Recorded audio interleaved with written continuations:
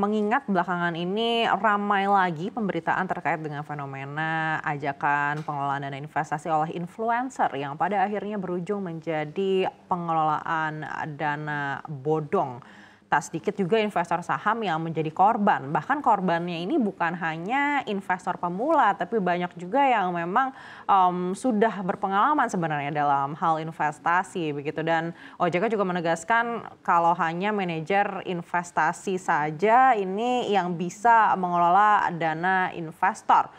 Tanggapan dari APRDI seperti apa? Apakah memang lemahnya ini masih di regulasinya juga belum terlalu kuat atau penegakan regulasinya ini juga kurang tegas? Ya Mbak Neke, pertama-tama ya kami prihatin dan sangat menyayangkan ya hal ini terjadi.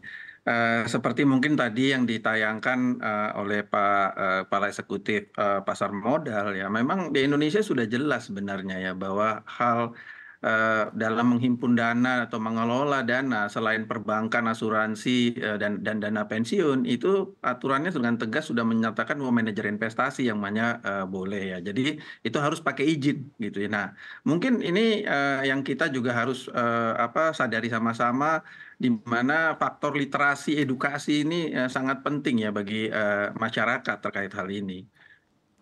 Baik, apakah literasi ini memang belum terlalu luas disampaikan ke masyarakat, tapi kalau kita melihat dari kasus influencer saham ini, ternyata investornya bukan hanya investor pemula begitu Pak. Artinya seharusnya orang yang sudah mengenal investasi sejak lama, tapi ternyata masih juga bisa terjatuh dalam kasus ini. Iya Mbak. Jadi memang ya kalau misalnya sampai ada investor ya, dianggap profesional atau investor dengan dana besar yang ikut masuk. Nah ini juga memang proses dari bagaimana investasi masyarakat ini tidak mengikuti prosesnya dengan baik ya gitu. Jadi di mana semua proses orang pengen menjadi investor dan menghasilkan dengan cara yang cepat gitu ya. Padahal namanya investasi itu semua berproses gitu, dan itu semua sudah diatur sebenarnya, Mbak. Baik, upaya apa saja yang sudah dilakukan APRDI dengan para anggota untuk bisa meningkatkan lagi awareness terkait dengan kasus-kasus seperti ini?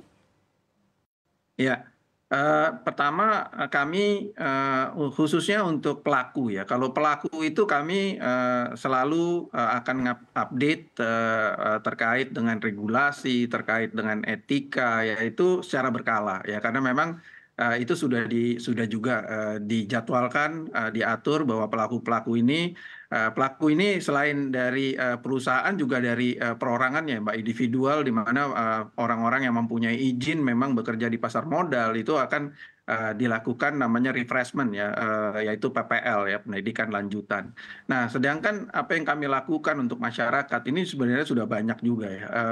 Asosiasi sendiri itu membuat program secara berkala ya, seminar atau webinar. Juga kami melalui sosmed ya, itu juga membuat pemberitahuan info kepada masyarakat ya bagaimana kami kelola. Kami juga punya sosmed yang juga secara berkala untuk memberikan edukasi.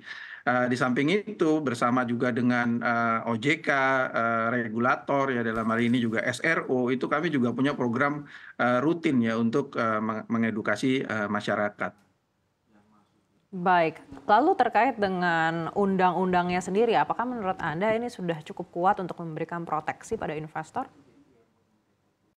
Ya, jadi sebenarnya di ekosistem pasar modal ini untuk proteksi pada investor itu kan sudah ditempuh dengan beberapa cara ya. Satu ada SIPF ya, Indonesian SIPF itu juga perlindungan investor. Di samping itu juga ada LAPS ya untuk sektor jasa keuangan, di mana kalau misalnya terjadi dispute itu bisa menggunakan LAPS ya untuk menyelesaikan masalahnya.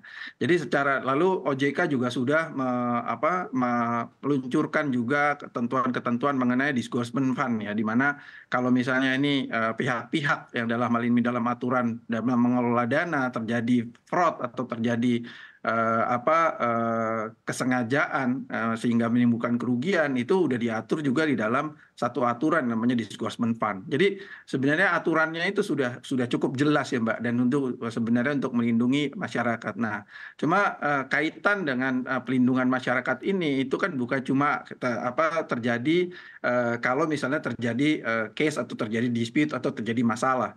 Perlindungan konsumen ini sudah ditarik dari awal sebenarnya ya, bahwa misalnya ya dalam membuat satu produk itu sudah harus mengikuti prinsip-prinsip bagaimana perlindungan konsumen. Lalu dalam memasarkan ya seperti kami dalam hal ini Reksadana itu sudah diatur bagaimana cara memasarkannya ya, dan itu juga ikut menganut prinsip-prinsip perlindungan konsumen. Jadi sebenarnya aturannya sudah cukup jelas, Mbak.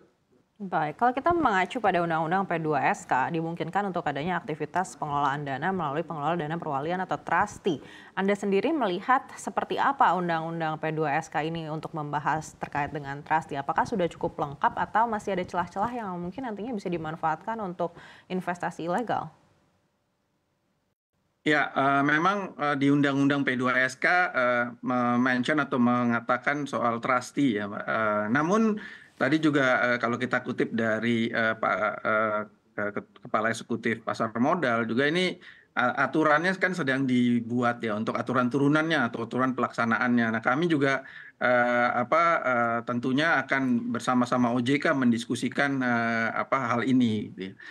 Tapi sampai sekarang saya belum bisa memberikan gambaran secara umum bagaimana sih pengaturannya ya. Tapi kalau misalnya kita mengacu kepada misalnya trustee ini adalah trustee yang seperti di luar negeri, katakanlah di Singapura ya, trustee dia mendapat satu tugas untuk mengelola dana dari satu keluarga atau dari satu pihak gitu, lalu dia menginvestasikannya ke beberapa aset. Nah ini di kita di Indonesia memang belum dikenal, yang dikenal hanyalah manajer investasi. Jadi menurut kami ya kalaupun itu nanti bisa diperlakukan di Indonesia, mungkin ya kita pakai struktur yang sudah ada aja, yaitu menggunakan manajer investasi gitu.